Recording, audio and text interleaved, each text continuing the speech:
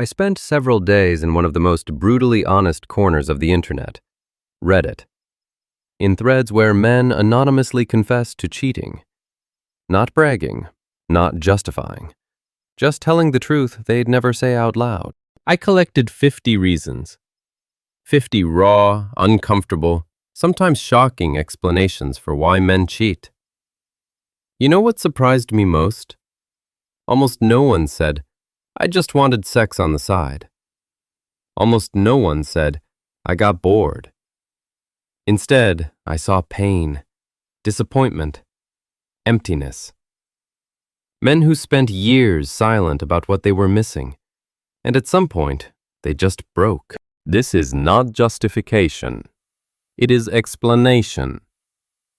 And if you want to understand why this happens, not from a psychology textbook, but from real stories of real people, stay until the end.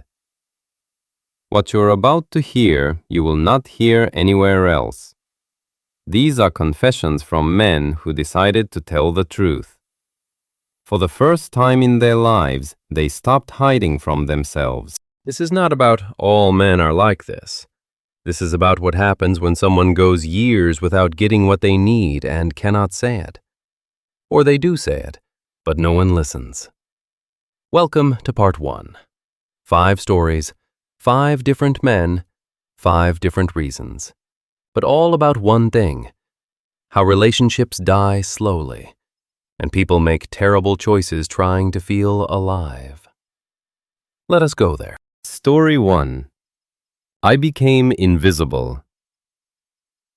David, 38, married 12 years, cheated with a coworker. I cannot pinpoint exactly when it started, probably after our second kid was born. My wife completely immersed herself in motherhood, and I get it. Small kids, she is exhausted, she is home all day, I am working. Makes sense. But somewhere around the 1-year mark, I realized I do not exist to her anymore as a man. I am a function. I am the guy who brings home the paycheck, takes out the trash, fixes the sink. When I walk through the door, she does not even look up, does not ask how my day was, does not care about my thoughts. I tried talking several times. I miss you. I miss us. She would nod, say, "I understand," and nothing would change. A week later, same cycle. It felt like talking into a switched-off microphone. Then this new woman started at work, Anna. We just talked about work, life, movies. She laughed at my jokes. She asked my opinion. She looked at me like I was interesting, like I existed. I did not plan anything, I swear. But one night after a company party, we were alone. She said, "You are so interesting. Why does your wife talk so little about you?" I did not even know how to answer, because that was the first time in 2 years someone called me interesting. We kissed in her car. Then it happened a few more times. I am not proud. But in those moments, for the first time in forever, I felt alive. Like I was not just an ATM with legs. Like I was a man someone actually wanted to see. My wife found out 6 months later. Found the messages. Hell broke loose. She screamed, "How could you? We have kids!" And I did not know what to say, because the truth would have hurt more. You stopped seeing me, so I went where someone did. We are still together, for the kids, but something broke forever. And the scariest part is, I still do not know if there was another way. If I had yelled louder, if I had left earlier, or was the problem that she just could not give me what I needed, no matter what either of us did. Emotional neglect is not when your partner yells or demeans you. It is when they simply do not see you. Research shows that men who feel invisible in relationships are about 3 times more likely to seek emotional connection elsewhere. About 30% of men cite emotional dissatisfaction as the primary reason for cheating. Not sex, not boredom, but the feeling that they no longer matter in their own home. The paradox is that many women genuinely do not realize what is happening. They are not ignoring intentionally. They are just depleted. Kids, household, exhaustion, and the man becomes last on the priority list. When someone lives for years with the feeling, I do not matter here, they either leave or find someone who says, you do matter. Psychologists call this emotional starvation. The basic need to be seen and valued goes unmet. Story 2. All she does is criticize me. Mark, 42, married 15 years, affair with a colleague. You know what I hear every single day when I come home? Criticism. Constant, endless criticism. Why are you so slow? You washed the dishes wrong. You forgot what I asked for again. You are not holding the baby right. Your salary is kind of a joke. My dad had a house by your age. Every word is like a drop. One drop is nothing, but when it drips for years, the stone starts to crumble. I tried talking. Honey, it hurts when you say things like that. Can we discuss problems without the blame? She would say, I just want you to be better. I am helping you grow. But that is not help. That is destruction. Every day I feel not good enough, not successful enough, not smart enough, not enough, period. A new woman joined our team at work, Maria. We worked on a project together. And you know what she said when I finished my part? Wow, how do you do that? You are such a pro. I did not even believe it at first. When was the last time someone praised me? I cannot remember. We started talking more. She asked my opinion. She valued my ideas. She laughed at my jokes instead of rolling her eyes. When I did something well, she noticed. When I messed up, she would say, It happens, let us figure out how to fix it. Not, of course you screwed that up. The first kiss happened in her car after work. We were just talking. She said, You are such an interesting guy. Why do you not talk about yourself more? Because at home, every story I start gets cut off. Every achievement gets dismissed. Every thought gets criticized. This went on for 6 months. I lived in 2 worlds. At home, I was a failure who could not do anything right. With her, I was a normal man who had value. My wife found out, read the messages. The fight was brutal. She screamed, How could you? I trusted you. And I stood there thinking, You humiliated me every single day. Every single day. And you are surprised I went where someone actually praised me for once? We are on the edge of divorce now, seeing a therapist. She says she did not realize her words hurt that much, that she just wanted to motivate me. But motivation and humiliation are different things, and I do not know if we can fix this. Constant criticism destroys relationships slower than direct abuse, but just as effectively. It turns daily life into a low-level war where one person never feels safe. Research shows that men subjected to regular criticism and devaluation experience chronic stress, plummeting self-esteem, and feelings of hopelessness in the relationship. The paradox is that many partners genuinely do not realize their constructive criticism is experienced as constant humiliation. They think they are helping the person improve, but they are actually eroding their sense of worth little by little. When a man finds someone who sees value in him, who praises instead of criticizes, who supports instead of blames, the likelihood of infidelity skyrockets. He is not looking mainly for sex. He is looking for a place where he feels like a worthy human being again. A place where his presence is not a problem to be corrected, but something that is welcomed. Validation becomes a drug, and someone else becomes the supplier. Story 3. I needed to feel like a man. James, 35, married 8 years, multiple casual affairs. I have always been average. In school, a C student. In college, nobody. At work, a regular employee. At home, the husband who brings in a mediocre paycheck and does what he is told. My wife is more successful than me. She earns more, she is more confident, she makes all the decisions. She decides where we vacation, what car we buy, where we live.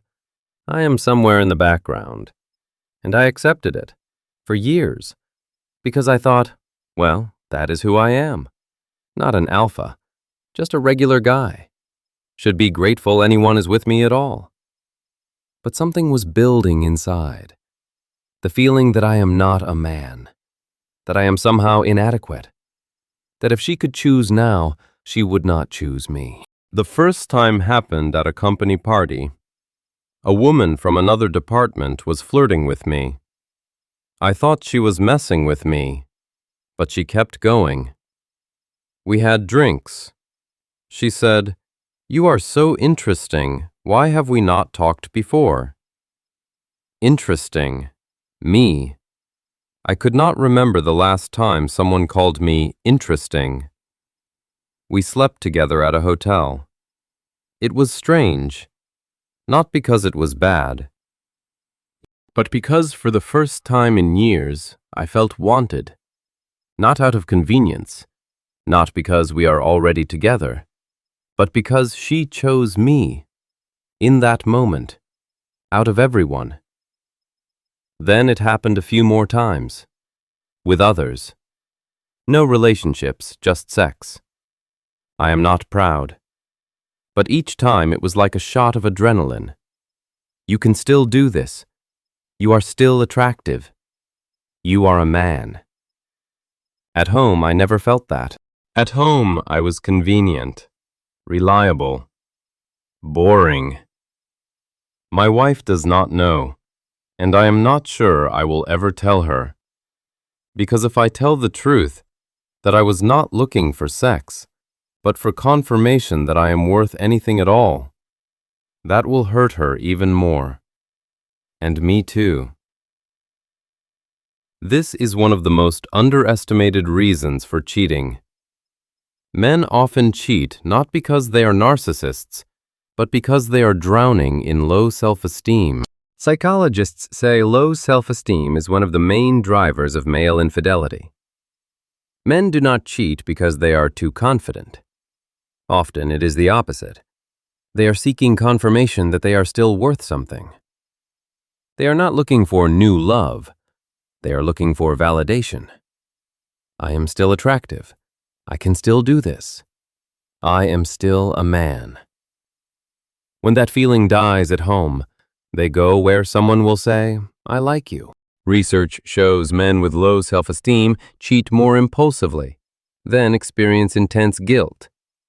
But in the moment of cheating, they feel alive. For the first time in a long time, the mirror does not show a loser, but someone chosen. That fleeting sense of importance becomes more compelling than the quiet, long-term damage being done to the relationship they actually care about, but feel undeserving of. Story 4. Dead Bedroom. Chris, 40, married 14 years, long-term affair. The last time we had sex with my wife, I cannot even remember. 6 months ago? A year? It was like a chore. Quick, emotionless, just to check the box. I am not a monster. I understand she is tired, stressed, hormones. But when this goes on for years, you start feeling not like a man, but like a roommate. I tried talking. She would say, "Not now. Kids, work, headache." I offered help. "Let me take more off your plate. Let us see a doctor, a therapist." She would wave it off. "Everything is fine, just tired." But tired lasted 3 years. 3 years of feeling unwanted, undesired.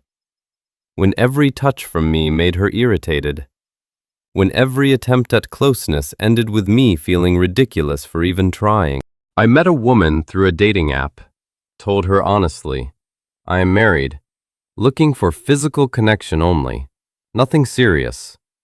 She agreed. Similar situation. Her husband has not touched her in years. The first meeting was a shock. Not the sex, but that she wanted me. She looked at me with desire. She touched me first. She said I was attractive. I had forgotten what it is like when someone wants you. This has been going on for 2 years now. We meet once a week. No feelings, just intimacy. And you know what? At home, I am calmer now, because I do not feel rejected every single day anymore. My wife does not seem to notice, or does not want to. We live like neighbors, polite, functional, dead. I do not know if this is right, but I know the alternative is either divorce or slowly dying in a relationship where you are not wanted. So I chose a third path, living in two worlds.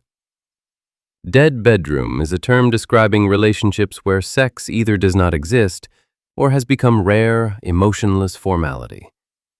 Statistics show sexual dissatisfaction is the second most common cause of male infidelity after emotional neglect. About 14% of men cite this as the primary reason, but behind the number is the same ache, not being desired. For many men, this is not just about physiology. It is about no longer being desired at all. When sexual intimacy disappears, satisfaction with marriage drops for both partners. But men more often react with infidelity, while women respond with emotional detachment. The problem is, many couples do not talk about this openly. One stays silent to avoid pressure. The other stays silent because there is no time. So it goes for years. One person quietly stops reaching out to avoid rejection. The other convinces themselves that sex is not that important, that it will return on its own one day. It usually does not. Instead, resentment grows in the dark, until someone, desperate not to feel like an object gathering dust, finds an outlet elsewhere, thinking that secrecy hurts less than the constant experience of being unwanted. Story 5. I just could not say no. Ryan, 33, was in a relationship 5 years, cheated at a party. I did not plan it, I swear. I was not even thinking about cheating. My girlfriend and I were happy, or so I thought. It happened at a friend's birthday party. Lots of alcohol, music, everyone relaxed. I started chatting with a friend of the host, just talking. Then she suggested we go outside for a smoke. We went. She was very close. I could smell her perfume. She was laughing, touching my arm, and at some point she kissed me. I should have stopped, I know, but I did not. We went to her place. The whole drive I was thinking, stop, say no, this is wrong. But I did not say it. The next morning, I woke up feeling like a truck ran over me. Not from the hangover, from realizing what I had done. I came home. My girlfriend asked where I had been. I lied. Said I stayed at my buddy's, phone died. She believed me. For days I walked around terrified. Would that woman tell someone? Would mine find out? What should I do? But no one found out, and gradually I calmed down, convinced myself. It was a mistake, will not happen again. No point destroying the relationship over one stupid thing. We broke up a year later, for other reasons. She never found out, and I still do not know, should I have told her? Or was silence the right choice? I know one thing. I was not that bad guy who consciously goes for cheating. I was weak. I could not say no. And that is probably even worse. Many affairs happen not from planned desire, but from inability to refuse when opportunity appears. Psychologists say weak boundaries and inability to say no is one of the most common causes of so-called accidental cheating. A man does not plan it, does not want to destroy the relationship, but in the moment when alcohol, arousal, and pressure appear, he simply cannot refuse. Alcohol, the moment, the ego boost, the fear of looking boring, and a person does what they never planned to do in a sober, quiet room. Research shows men with low self-control and high impulsivity cheat more accidentally. They are not actively seeking affairs, but when one appears, they cannot turn it down. The problem is they live with guilt afterward, because deep down they understand it was not, it just happened. It was a series of decisions. Go outside to smoke. Get in the car. Go to her place. At every stage, there was a chance to stop. They did not. Conclusion. Those were 5 stories, 5 men, 5 different reasons. Emotional neglect, constant criticism, low self-esteem, dead bedroom, weak character. We still have 45 reasons to go, and in parts 2 and 3, we will cover the rest. Narcissism, revenge, midlife crisis, novelty addiction, peer influence, past trauma. But one thing is already clear long before that list is finished. Most affairs are not just, he is a jerk. They are the result of something breaking, in the relationship, in the person, in both. This is not justification. Cheating is always a choice, and that choice destroys trust, wounds, breaks people. But if we want to understand why this happens, we need to hear these stories, without easy judgment, without excuses, just the uncomfortable, messy truth people usually hide. Subscribe if you want to see part 2. 5 more stories, even more raw, even more shocking. Because truth is not always comfortable, but it is important. And if you are sitting there with a knot in your stomach because some part of this sounded like your life, at least now you know. Behind every "he cheated" headline, there is a long, complicated story of needs, silence, and decisions. See you in part 2.